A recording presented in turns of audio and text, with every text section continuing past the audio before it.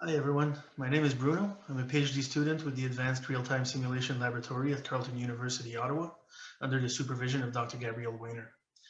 I'll be presenting today a web-based modeling simulation environment to support the DEVS simulation lifecycle. I'll mostly focus on the concept rather than the implementation in the interest of time. Across the years, panels on the grand challenges of simulation were held. Researchers in the field identified clear issues that should be addressed by the research community.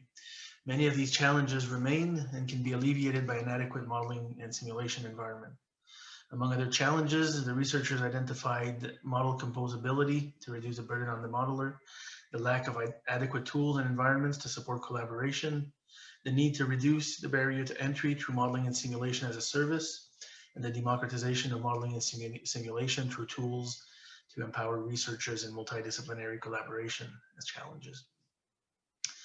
More specifically, this environment is also meant to address some specific challenges related to the Discrete Event System Specification methodology.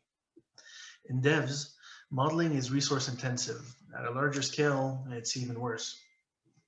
It's also difficult to reuse models for a variety of reasons that I cannot get into here.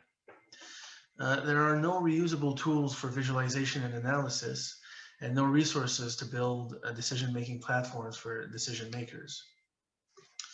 Many researchers have proposed different approaches to support different steps of the simulation lifecycle. For example, visual programming languages. They effectively support the modeling step of the simulation lifecycle, but are generally built as monolithic software. They combine modeling, simulation, and visualization into a single application. And therefore, users are locked into a specific simulator and cannot build custom simulation-based applications. Mashups have also been proposed. These are similar to application generators in the sense that you provide configuration, press a button, then generate an application that uses ready-made component. MabSAS is one such example.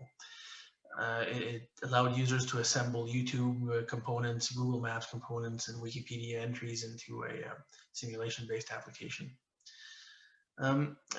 We don't think that this is fit for the modern web experience because it restricts you to available components. In other fields, though, application generators have been incredibly successful. DEVS is just not there yet. The tools are not mature enough.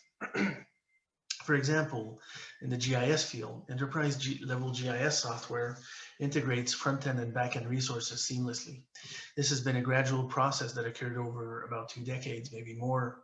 But now, non-expert users with absolutely zero coding experience are able to build their own WebGIS applications through an intuitive application generator. This is the environment we propose. You can see in different colors the 4 categories of users. So in blue, you have the modeler, whose role is to model a real-world system. So their workflow consists of retrieving models from the library of models, mapping them onto data, parameterizing the models from the data, running the simulation, getting results, and then storing them in the database. In green, you see the analyst. Their role is to retrieve the results, execute analytical workflows on them to generate analyses and visualizations, and then store these into the database. In orange, the developer is charged with building a scenario-specific application. For this, they use all the simulation artifacts, so analyses, visualizations, results, etc. And their application is then used by decision makers in purple to affect a decision.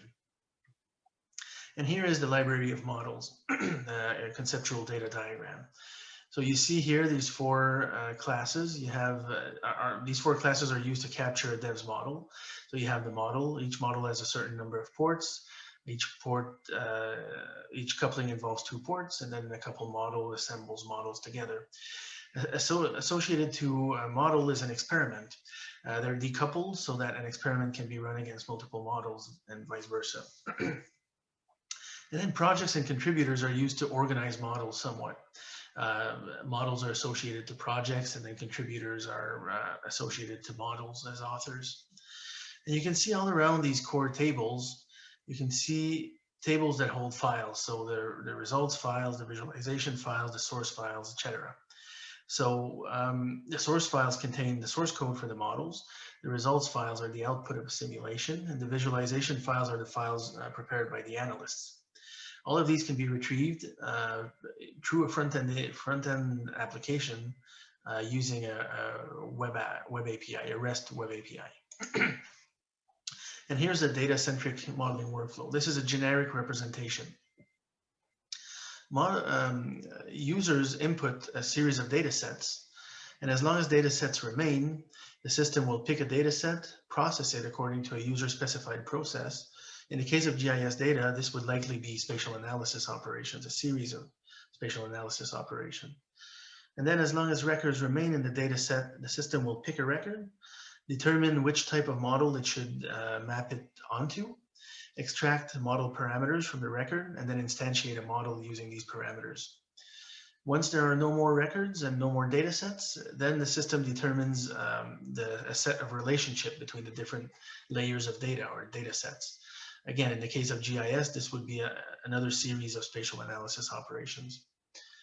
As long as you have relationship sets to process, then the system will pick one of them, couple the models according to the content of the relationship set, and then until there are no more, and then it will store the model into the library of models and then simulate it to generate results. And then we have our toolbox to build simulation-based applications. You can see this shows only the more relevant classes. There's a lot more that are not shown here. For example, there's a series of widgets that can be used by developers, but we also have our tree visualization engine, so diagram engine for regular dev simulation, a GIS engine for map-based simulations, and then a grid engine for cellular automata simulations.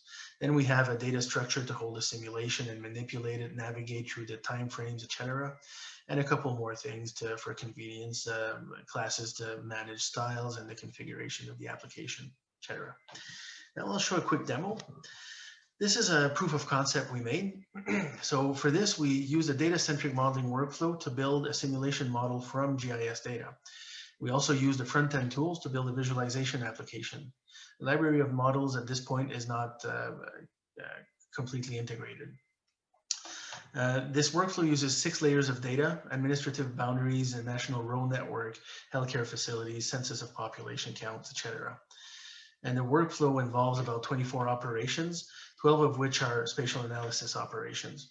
So these are used to process the data into something that's more conducive to modeling, and then establish the relationship between the layers of data. Here you have a representation of our model. So essentially it's geographic areas that generate emergencies. They send them to the 3 nearest hospitals. The 3 nearest hospitals are identified by driving distance using the road network.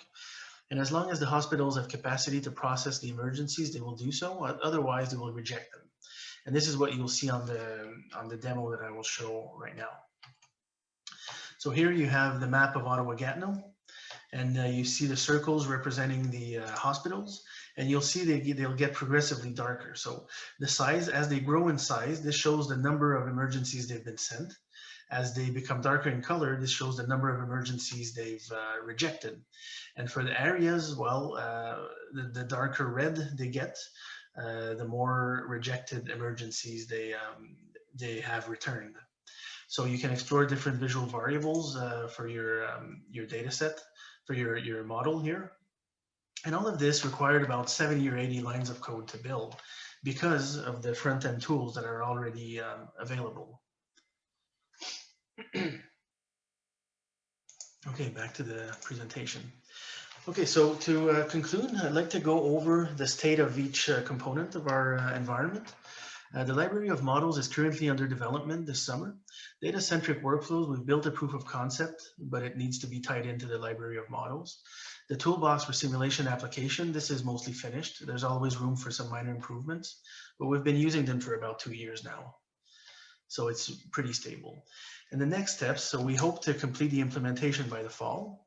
And then in the fall, we will use the web devs environment to support a class of students that are learning about devs. These students will contribute to the library of models and hopefully develop models of their own using data-centric workflows, and perhaps even build visualization applications for their models. So thank you everyone for listening. At this point, if you have any questions, I'll be happy to answer them. Thank you.